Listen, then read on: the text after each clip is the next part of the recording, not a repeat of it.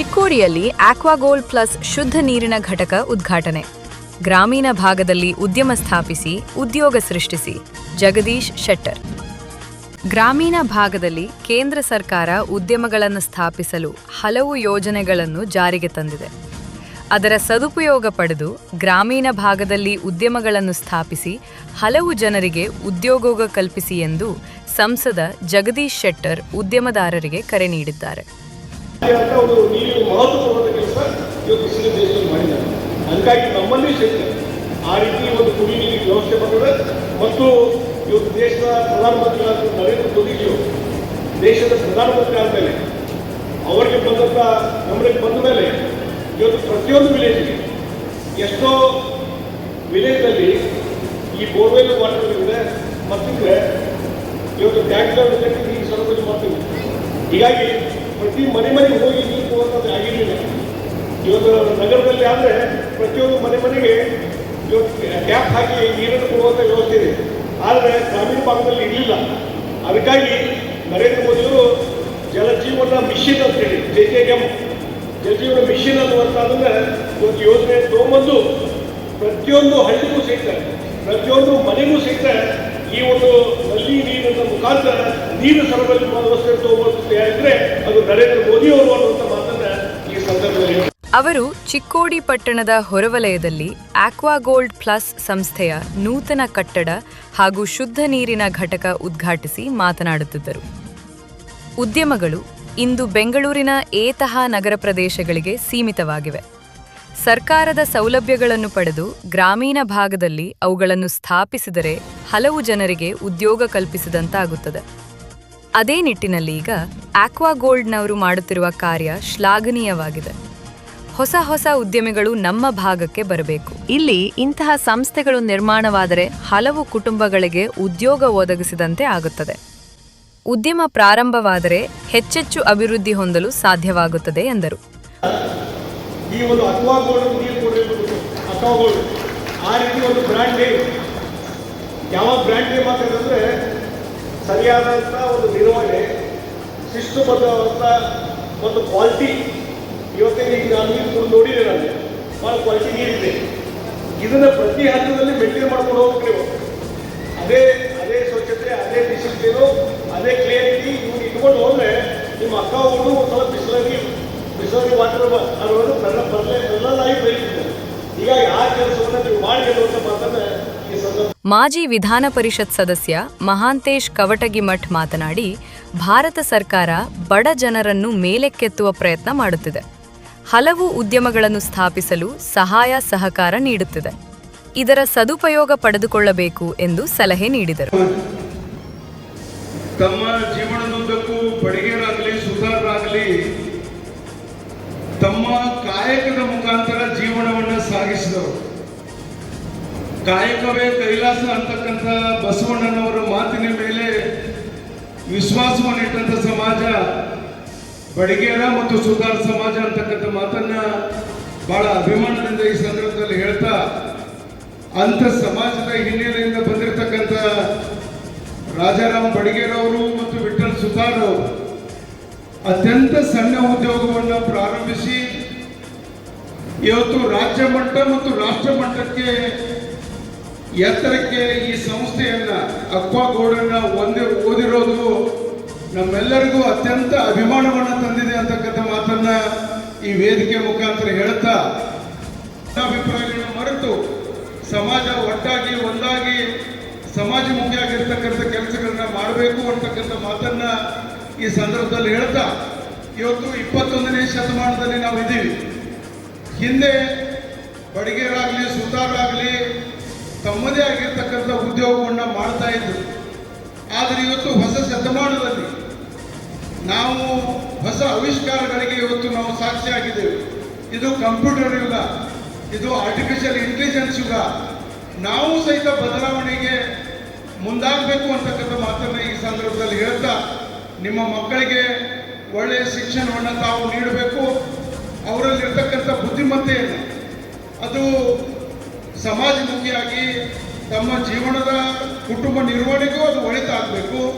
ಅದರ ಜೊತೆಗೆ ಸಮಾಜಕ್ಕೂ ಸಹಿತ ಸೇವೆ ಆಗಬೇಕು ಅಂತಕ್ಕಂಥ ರೀತಿಯಲ್ಲಿ ತಾವು ವಿಶ್ವಕರ್ಮ ಸಮಾಜ ನಿಗಮದ ಅಧ್ಯಕ್ಷ ಸುಜ್ನಯ ಮೂರ್ತಿ ಮಾತನಾಡಿ, ವಿಶ್ವಕರ್ಮ ಸಮಾಜದ ಯುವಕರು ಇಂತಹ ಉದ್ಯಮಿ ಸ್ಥಾಪಿಸಿದ್ದು ಸಂತಸದ ವಿಷಯವಾಗಿದೆ. ಇಂದು ಪ್ರತಿಯೊಬ್ಬರಿಗೂ ಶುದ್ಧ ಕುಡಿಯುವ ನೀರು ಅಗತ್ಯವಾಗಿ ಬೇಕಿದೆ. ಹಾಗಾಗಿ ಜನರ ಆರೋಗ್ಯ ಕಾಪಾಡುವಲ್ಲಿ ಇದು ಪ್ರಮುಖ ಪಾತ್ರ ವಹಿಸುತ್ತದೆ. ವಿಶ್ವಕರ್ಮ ಸಮಾಜದವರಿಗೆ ರಾಜಕೀಯ ಬಲ ಇಲ್ಲ. ಅವರು ಸ್ವಯಂ ಉದ್ಯೋಗ ಮಾಡುವುದರ ಮೂಲಕ ಗಮನ ಸೆಳೆಯುತ್ತಿದ್ದಾರೆ. ಅವರು ಆರ್ಥಿಕವಾಗಿ ಬೆಳೆಯಬೇಕಾದರೆ ವಿಶ್ವಕರ್ಮ ಸಮಾಜದ ನಿಗಮದಿಂದಲೂ ಸಹಾಯ ಸಹಕಾರ ಅಗತ್ಯವಾಗಿ ನೀಡಲಾಗುತ್ತದೆ. ಜೊತೆಗೆ ವಿದ್ಯಾರ್ಥಿಗಳ ಉನ್ನತ ವ್ಯಾಸಂಗಕ್ಕೆ 1 ಲಕ್ಷ ರೂಪಾಯಿ ನಿಗಮದಿಂದ ನೀಡುತ್ತಿದ್ದು, ಇದು ಹಣ ಸಾಕಾಗುವುದಿಲ್ಲ. ಈ ವರ್ಷ 2 ಲಕ್ಷಕ್ಕೆ ಏರಿಕೆ ಮಾಡಲಾಗಿದೆ. ಇದರ ಸದುಪಯೋಗ ಪಡೆದುಕೊಳ್ಳಬೇಕು ಎಂದು ಸಲಹೆ ನೀಡಿದರು. ಸಹಕಾರ ಬೇಕಂದ್ರೆ ಖಂಡಿತ ನಾನು ಪ್ರಾಮಾಣಿಕವಾಗಿ ಮಾಡಿಕೊಡ್ತಾನೆ. ಹಾಗೆ ನಮ್ಮ ಸಮಾಜ ಬಗ್ಗೆ ನಾನು ಒಂದು ಮಾತನ್ನು, ಯಾಕೆಂದರೆ ನಾವು ರಾಜಕೀಯವಾಗಿ ನಾವು ಸಬಲರಾಗಿಲ್ಲ, ರಾಜಕೀಯವಾಗಿ ನಮಗೆ ಶಕ್ತಿ ಇಲ್ಲ. ನಮಗೆ 1975ರಲ್ಲಿ ದೇವರಾಜ ಅರಸರವರು ಅಂದು ಜಮಖಂಡಿಯ ಬಿ ವಿ ಪತ್ತರ್ ಅವರಿಗೆ ವಿಧಾನಸಭೆ ಟಿಕೆಟ್ ಕೊಟ್ಟರು. ಟಿಕೆಟ್ ಕೊಟ್ಟಲ್ಲದೆ ಅವ್ರಿಗೆ ಗೆಲ್ಲಿಸಿದಲ್ಲದೆ ರಾಜ್ಯ ಸಚಿವ ಸಂಪುಟ ಸ್ಥಾನದಲ್ಲಿ ಅವರಿಗೆ ಅವಕಾಶ ಮಾಡಿಕೊಟ್ರು ದೇವರಾಜ ಅರಸವರು. ಸ್ವತಂತ್ರ ನಂತರ 78 ವರ್ಷದಲ್ಲಿ ವಿಶ್ವಕರ್ಮರಿಗೆ ಅವಕಾಶ ಸಿಕ್ಕಿದ್ದು ಅದೊಂದೇ. ದೇವರಾಜ ಅರಸರವರು ಅವರಿಗೆ ಕಾಳಜಿ ಇತ್ತು, ಸಣ್ಣ ಸಮಾಜಗಳಿಗೆ ಅವಕಾಶ ಮಾಡಿಕೊಡ್ಬೇಕಂತ ಅವತ್ತು ನಮಗೆ ಅವಕಾಶ ಮಾಡಿಕೊಟ್ರು. ಆದರೆ ಅದಾದ ನಂತರ ಇದುವರೆಗೂ ಯಾರೂ ನಾವು ವಿಧಾನಸಭೆಗೆ ಪ್ರವೇಶ ಪಡಲಿಲ್ಲ, ಅಥವಾ ಪಾರ್ಲಿಮೆಂಟ್ಗಾದರೂ ಪ್ರವೇಶ ಪಡಲೇ ಇಲ್ಲ ನಾವು ನಮ್ಮ ಸಮಾಜದವರು. ಇದ್ರ ಬಗ್ಗೆ ನಾವು ಆಲೋಚನೆ ಮಾಡಬೇಕಾಗಿದೆ. ಅದಾದ ನಂತರ ಈಗ ನಮ್ಮ ಸರ್ಕಾರ, ರಾಜ್ಯ ಸರ್ಕಾರ, ಮಾನ್ಯ ಮುಖ್ಯಮಂತ್ರಿಗಳಾದ ಸಿದ್ದರಾಮಯ್ಯನವರು ಹಾಗೂ ಉಪಮುಖ್ಯಮಂತ್ರಿಗಳಾದ DK ಶಿವಕುಮಾರ್ ಅವರು ನಮ್ಮ ಸಮಾಜಕ್ಕೆ ಯಾವುದೇ ಪ್ರತಿನಿಧಿಗಳು ಇಲ್ಲದೇ ಇರೋದರಿಂದ, ಸರ್ಕಾರದಲ್ಲಿ ಯಾವುದೇ ಪ್ರಾತಿನಿಧ್ಯ ಇಲ್ಲದೆ ಇರೋದರಿಂದ ನನ್ನನ್ನು ಗುರುತಿಸಿ ನನಗೆ ಈ ವಿಶ್ವಕರ್ಮ ಅಭಿವೃದ್ಧಿ ನಿಗಮದ ಅಧ್ಯಕ್ಷರನ್ನಾಗಿ ಅವರು ನೇಮಿಸಿದ್ದಾರೆ. ಹಾಗೆ ನನಗೆ ಪೋಷಕರು ಬಂದಿದ್ದೀರಾ. ಎಲ್ಲ ಸಮಾಜದ ನಿಗಮಗಳಿದ್ದಾವೆ, ಅದರಲ್ಲೂ ಪ್ರಮುಖವಾಗಿ ನಮ್ಮ ವಿಶ್ವಕರ್ಮ ಸಮಾಜ ನಿಗಮದಲ್ಲಿ ಎಲ್ಲ ಸಮಾಜಗಳಲ್ಲಿರುವಂತೆ ಅರಿವು ಯೋಜನೆ ಇದೆ. ಏನೀಗ ಮಕ್ಕಳು CETಯಲ್ಲಿ ಈ ಸಾರಿ ನೀಟು CET ತಗೊಂಡಿದ್ದಾರೆ. ಈಗಾಗಲೇ ಹೋದ ವಾರ CET ನೀಟು ಪರೀಕ್ಷೆ ತಗೊಂಡಿದ್ದಾರೆ. ಯಾರೆಲ್ಲ CET ನೀಟಲ್ಲಿ ಪರೀಕ್ಷೆಯಲ್ಲಿ ಉತ್ತೀರ್ಣರಾಗಿ engineering, medical, dental, nursing, pharmacy, veterinary science, sericulture, agriculture science, ಇದು ಪ್ರೊಫೆಷನಲ್ ಕೋರ್ಸ್ಗೆ ಯಾರೆಲ್ಲ ಸೇರ್ಕೋತಾರೆ ಅವರು ದಯಮಾಡಿ ನಮ್ಮ ವಿಶ್ವಕರ್ಮ ನಿಗಮದಲ್ಲಿ ಅಥವಾ ಬೇರೆ ಸಮಾಜ ನಿಗಮಗಳು ಸಹ ಅರಿವು ಯೋಜನೆ ಅಂತಿದೆ. 2%ಗೆ 1 ಲಕ್ಷ ಶೈಕ್ಷಣಿಕ ಸಾಲ ಇದೆ.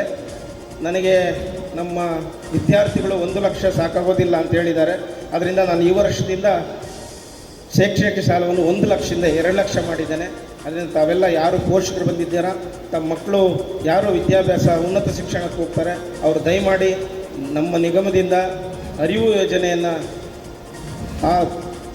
ಯೋಜನೆಯನ್ನು ತಾವು ಫಲಾನುಭವಿಗಳು ಪಡ್ಕೋಬೇಕಾಗಿ ತಮ್ಮಲ್ಲಿ ವಿನಂತಿ ಮಾಡ್ತಾನೆ. ಹಾಗೆ ಯಾರು ಉನ್ನತ ಶಿಕ್ಷಣಕ್ಕೆ ಹೊರದೇಶಗಳಿಗೆ ಹೋಗ್ತಾರೆ ಅವರಿಗೆ ನಮ್ಮ ನಿಗಮದಿಂದ 50 ಲಕ್ಷ ಶೈಕ್ಷಣಿಕ ಸಾಲ, ಬಡ್ಡಿ ರಹಿತ 50 ಲಕ್ಷ ಶೈಕ್ಷಣಿಕ ಸಾಲ ಇದೆ. ಅದು ಎಲ್ಲ ನಿಗಮದಲ್ಲೂ ಇದೆ.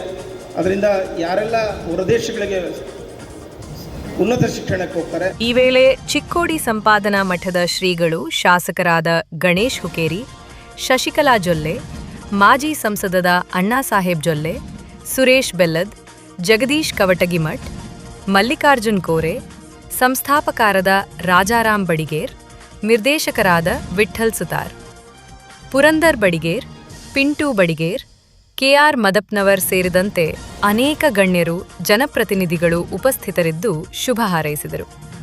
ಪ್ರಧಾನ ವ್ಯವಸ್ಥಾಪಕ ನಿತೀನ್ ಲೋಕರೆ ಸ್ವಾಗತಿಸಿ ವಂದಿಸಿದರು.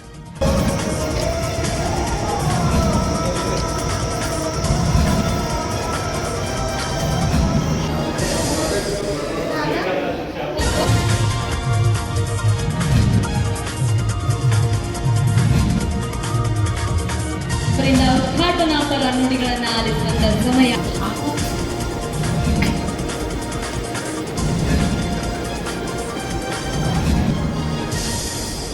ಇವತ್ತಿನ ಈ ಸುಂದರ ಕಾರ್ಯಕ್ರಮದ ದಿವ್ಯ ಕಾರ್ಯಕ್ರಮ ವಹಿಸಿಕೊಳ್ಳುತ್ತ ಚಿಕ್ಕೋಡಿಯ ಜನಮೂರ್ತಿ ಮಠದ ಜನಮೂರ್ತಿ ಮಹಾಸ್ವಾಮಿಯನ್ನು ನಮಸ್ಕರಿಸಿ ಕಾರ್ಯಕ್ರಮದಲ್ಲಿ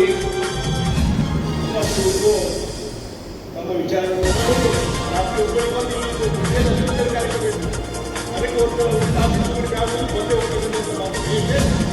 ಎಲ್ಲಿವೆ ಅಂದರೆ ನಾನು ಚಿತ್ರದುರ್ಗ ವಾಪಸ್ ಹೋಗುವಾಗ ನಾನು ಬೆಂಗಳೂರು ಒಂದು ಪಾರ್ಟಿ ಕರೆಯುವುದು ಇಲ್ಲ ನರೇಂದ್ರ ಮೋದಿ ಅವರು ಬರ್ತಾ ಇದ್ದಾರೆ ಇವರು ಕಾರ್ಯಕ್ರಮ ಬರಬೇಕಲ್ಲ ಅದು ಒಂದು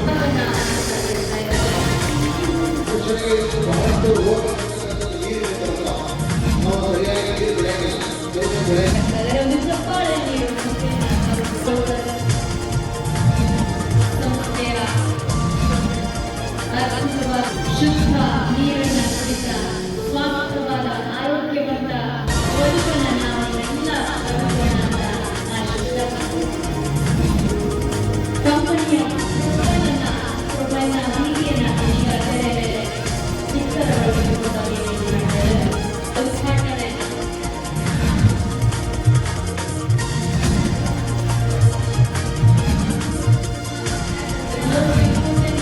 ಪಂಚ್ ನ್ಯೂಸ್ಗಾಗಿ ಚಿಕ್ಕೋಡಿಯಿಂದ ಸಂತೋಷ್ ಗಿರಿ.